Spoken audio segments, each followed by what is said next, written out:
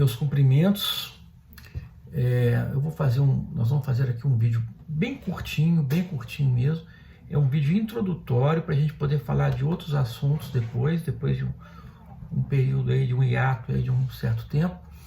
Mas como nós temos assuntos a tratar, nós vamos tratar de alguns assuntos aqui para frente, a partir da base desse vídeo. Então, depois dos vídeos posteriores, eu aconselho que vocês,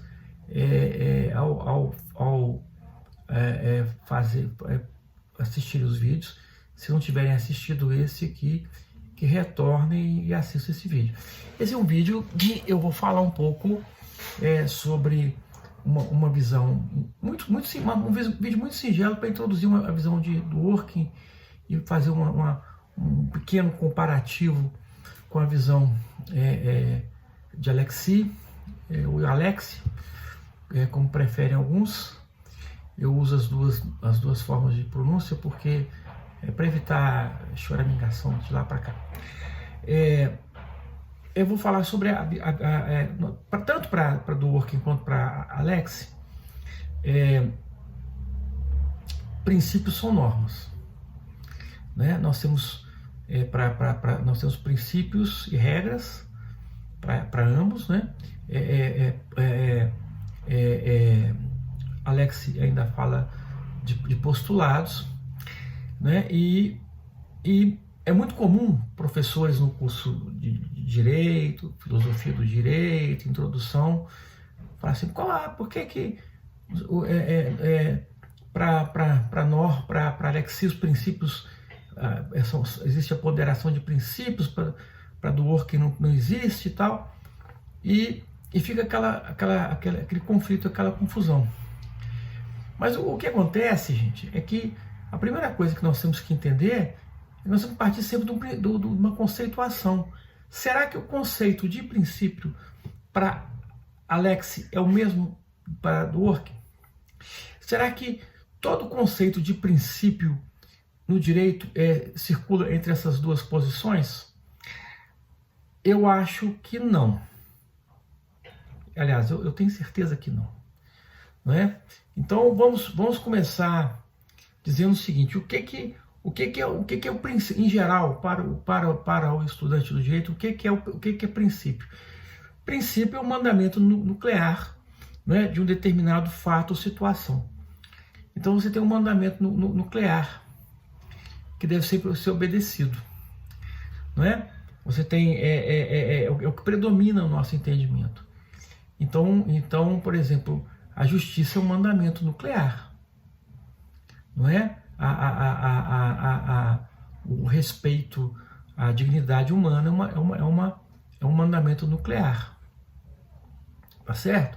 Quer dizer, é um princípio. Então, dali decorre um conjunto normativo que sempre tem que se coadunar com esses princípios, ok? Quer dizer, isso é princípio para o direito, não é? Então ele é aquele comando nuclear, isso é que é princípio, né? E Zé Afonso Virgílio da Silva fala isso, né? De outra sorte, nós temos para Alex que princípio é uma norma do comando do mais possível. Então, por exemplo, para Alex, por exemplo, existe uma norma que é um comando. Ela, na sua forma, na sua criação, ela deve ser absoluta, né? Então, por exemplo, o direito à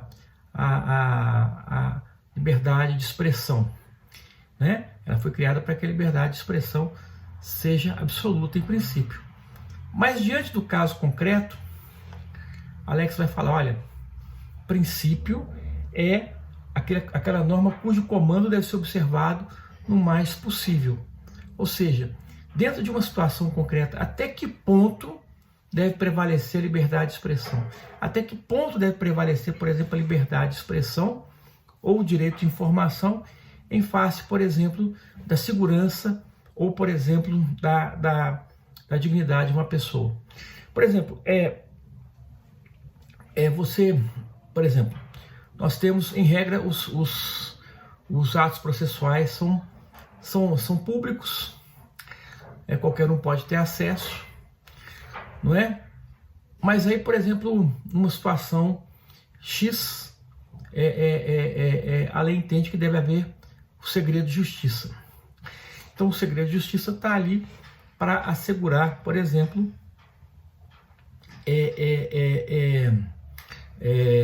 digamos, a dignidade da pessoa humana, a segurança da pessoa, não é?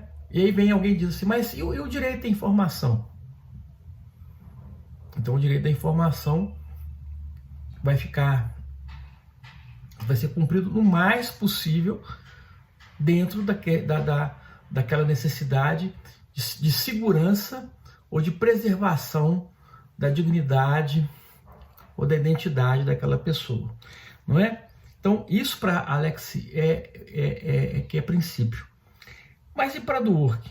Bom, para Dworkin, como eu falei, princípio também é norma. Só que não é da mesma forma. O conceito de princípio para Dworkin é diferente. Para ele é um standard, é um padrão a ser observado, é um padrão intocável, entendeu? Cuja eficácia deve ser absoluta. Então nós temos para ele, por exemplo, valores intocáveis, como a justiça, como a dignidade da pessoa humana, né? São valores para ele que são intocáveis. Ora, no Brasil nós temos normas dessa natureza. Nós temos o Estado Democrático de Direito, esse princípio, uma norma, é um princípio, né? O Estado Democrático de Direito, por exemplo, ele não é passível de ponderação, né? Nós sabemos que ele até mais, é um paradigma constitucional inarredável. A dignidade da pessoa humana, você não pode transigir com a dignidade da pessoa humana, né? Os valores intrínsecos da República, né? A coisa pública, a preservação da coisa pública, né? Daí, muitas vezes, para incompreensão de algumas ações e atitudes dos tribunais superiores em relação a violências contra as instituições republicanas, né? Mas aí você diz assim, bom, mas eu preciso lembrar também que para Alex também existem normas de eficácia absoluta, não é? Como as que eu mencionei aqui, não é? Então, por exemplo, as agressões ao Estado Democrático de Direito, aos valores republicanos, eles não são passíveis de ponderação, porque, né, aí que vem aquela história, né? A democracia tolera tudo, menos a intolerância em relação à democracia, menos a violência contra a nossa Constituição não admite a violência contra os princípios republicanos, contra a República, contra o Estado Democrático de Direito. Um exemplo, né? Então, a mesma coisa com relação aos elevados padrões de justiça. Quer dizer, você não pode fazer um trabalho hermenêutico, né, que te leve a uma conclusão injusta, que prospere a injustiça. A proteção à infância, à família, por exemplo, né, ao direito de família, a proteção à infância, ao adolescente, por exemplo, ela não é sujeita a determinados sistemas ponderáveis, né? A dignidade da criança, do adolescente, ela tem que ser preservada, e muitas vezes até através do segredo de justiça, né? Ela inclusive, é um substrato dentro da dignidade da pessoa humana. Então, muitas vezes as pessoas não compreendem a condução de determinadas situações na esfera da criança, na esfera do adolescente, na esfera dos direitos indígenas, dos indígenas, né? Das comunidades ou do indivíduo dentro da comunidade, como que essas interpretações são diferentes, mas isso tudo, né, em face do desconhecimento básico de um conceito que vem lá atrás do que seja princípio para o princípio geral, para o conhecimento geral do direito, o princípio que é princípio para Dworkin, o que é princípio para Alex, não é? e como é que nós vamos trabalhar isso em face das situações concretas. Dito isso, é um vídeo introdutório. Eu quero agradecer a atenção.